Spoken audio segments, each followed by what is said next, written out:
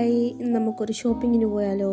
ഞാനും ഉമ്മച്ചും സായത്തും കൂടി ഷോപ്പിക്ക് പോവാണ് കൊയിലാണ്ടി.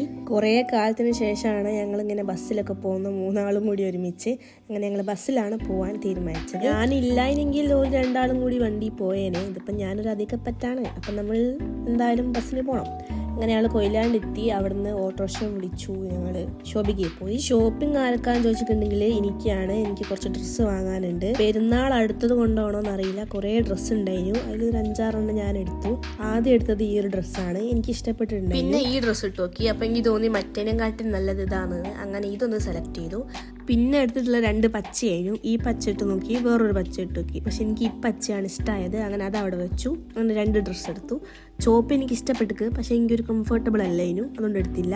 പിന്നെ ഞങ്ങൾ പാൻറ് വാങ്ങാൻ പോയി. പക്ഷേ ഞങ്ങൾക്ക് പാൻറ് കിട്ടിയില്ല. പിന്നെ ഞങ്ങൾ ബില്ലാക്കി. അതിനുശേഷമാണ് കുറച്ച് ഡ്രസ്സ് പിന്നെ വാങ്ങിയത്. എനിക്കല്ല, സായിത്തൊക്കെ കുറേ വാങ്ങാനുണ്ടായിരുന്നു. പിന്നെ ഞങ്ങൾ നേരെ ബെഡ്ഷീറ്റ്, ചവിട്ടി അതൊക്കെ നോക്കി ഞങ്ങൾ നേരെ ലിപ്സ്റ്റിക്ക് വാങ്ങാൻ പോയി. പക്ഷെ അത് വീഡിയോ എടുക്കാൻ മറന്നുപോയി. പിന്നെ ഞങ്ങൾ ബില്ലൊക്കെ ചെയ്ത് ഞങ്ങൾ നേരെ ബസ് കയറി. ഞാൻ 2 ഡ്രസ്സാണ് വാങ്ങിയത്. അത്യാവശ്യം ഒരു ലോങ്ങും പിന്നെ ഒരു ഷോർട്ടും. ഇനി എനിക്ക് ചുരിദാറാണ് വാങ്ങാനുള്ളത്. അത് നാട്ടിൽ തന്നെ ഉള്ളിൽ തന്നെ വാങ്ങാമെന്ന് വിചാരിച്ചു. ആദ്യം ഈ ചുരിദാർ എടുത്തു, പക്ഷെ എനിക്ക് ഇഷ്ടമായില്ല. പിന്നെ ഈ വയലറ്റ് എടുത്തു.